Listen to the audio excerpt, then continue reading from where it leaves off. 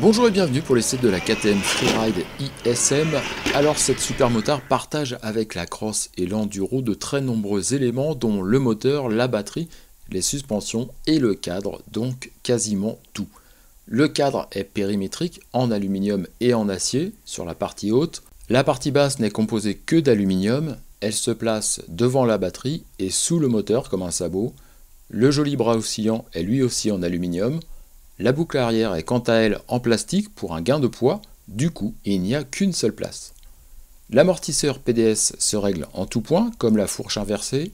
Le débattement est identique sur les trois modèles et donc très important, tout comme la hauteur de selle. La ISM se distingue de ses sœurs tout-terrain par un garde-boue avant spécifique, une paire de jantes en 17 pouces et une démultiplication finale plus longue pour une vitesse de pointe plus importante, un peu au-dessus des 90 km/h.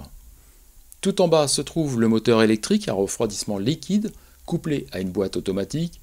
Le moteur porteur fait le lien entre l'avant du cadre et le point d'ancrage du bras oscillant. Au-dessus se trouve la volumineuse batterie. On y accède très simplement en soulevant la selle. Il faut ôter 4 grosses vis pour la changer, il n'y a rien d'autre à débrancher. Il faut officiellement 80 minutes pour la recharger à 100% avec le chargeur externe et 50 minutes pour la recharger à 80%.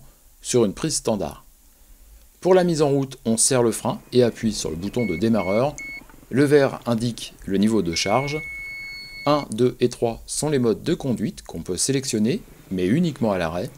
1 pour la puissance réduite, 2 et 3 pour la puissance maximale, mais avec une courbe différente. Il n'y a pas de passage de vitesse, ni de pédale de frein. Les deux freins sont au guidon comme sur un scooter. Le frein avant manque un petit peu de mordant lorsqu'on est bien lancé, le débattement engendre un gros mouvement de bascule au freinage et il n'y a aucun frein moteur. Cette KTM est très sympa en ville où utiliser les freins au guidon n'est pas un problème. On profite d'une moto maniable, très saine et silencieuse qui procure d'excellentes accélérations.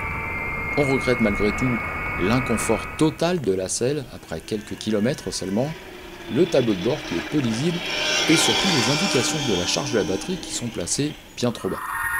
Au final, KTM lance une moto urbaine électrique avec une certaine réussite, mais dans un contexte urbain, on lui reproche son orientation trop typée tout-terrain, surtout son autonomie de 30 à 40 km seulement.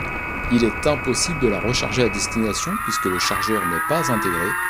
Ceci permet d'afficher un poids réduit à 111 kg pour une moto homologuée comme une 125 et donc accessible avec un permis auto. La Freeride ISM est disponible fin mai 2015 au tarif de 11 825 € avec la batterie et le chargeur externe 220 volts. De notre côté, on a bien aimé la rigueur et le plaisir de pilotage de cette machine, surtout que tout est en silence, et on aime un petit peu moins l'autonomie qui est tout de même très réduite, l'inconfort de la selle et l'absence d'aspect pratique.